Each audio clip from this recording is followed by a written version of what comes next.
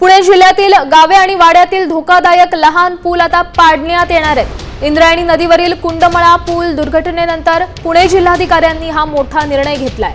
सरकारी यंत्रणांनी केलेल्या पुलांच्या ऑडिटचा अहवाल तातडीने सादर करण्याच्या सूचना देखील जिल्हाधिकाऱ्यांनी दिल्यात। इंद्रायणी नदीवरील लोखंडी पूल पडून 4 जणांचा मृत्यू झाला होता, तर 50हून अधिक जण जखमी झालेत। या संदर्भातली अधिकची माहिती देण्यासाठी आपले प्रतिनिधी अक्षय बडवे आपल्या सोबत जोडले गेलेले आहेत। नेमका काय अपडेट आहे, काय निर्णय आहे हा?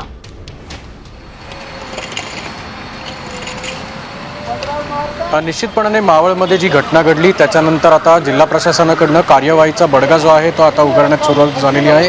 पुणे जिल्ह्यातील जे सगळे धोकादायक पूल आहेत ते आता काढून टाकण्याचे आदेश जे आहेत ते पुण्याचे जिल्हाधिकारी जितेंद्र दुडी यांनी दिलेले आहेत। या संदर्भातले सर्व जिल्ह्यातले जे आपले पूल आहेत त्याच्या संदर्भातला ऑडिट करा आणि त्याचा अहवाल लवकरात लवकर द्या असे आदेश जे आहेत ते कलेक्टर यांनी दिल्यानंतर आता हा अहवाल येत्या 2 ते 3 दिवसात सादर होईल आणि यामध्ये जे सगळे छोटे किंवा मोठे धोकादायक पूल असणार आहेत, जे जिल्ह्यातल्या कुठल्याही कानाकोपऱ्यात असतील, ज्या वाड्यांमध्ये असतील, वस्तींमध्ये असतील, हे सर्व पूल जे आहेत ते तोडून टाकण्यात येतील असे सक्त सूचना ज्या आहेत ते जिल्हाधिकाऱ्यांकडून देण्यात आलेल्या आहेत। त्यामुळे इंद्रायणी नदीच्या पुलानंतरच्या दुर्घटनेनंतर आता प्रशासन ॲक्शन मोडवर आलेला असं म्हटलं तर चुकीचं ठरणार नाही।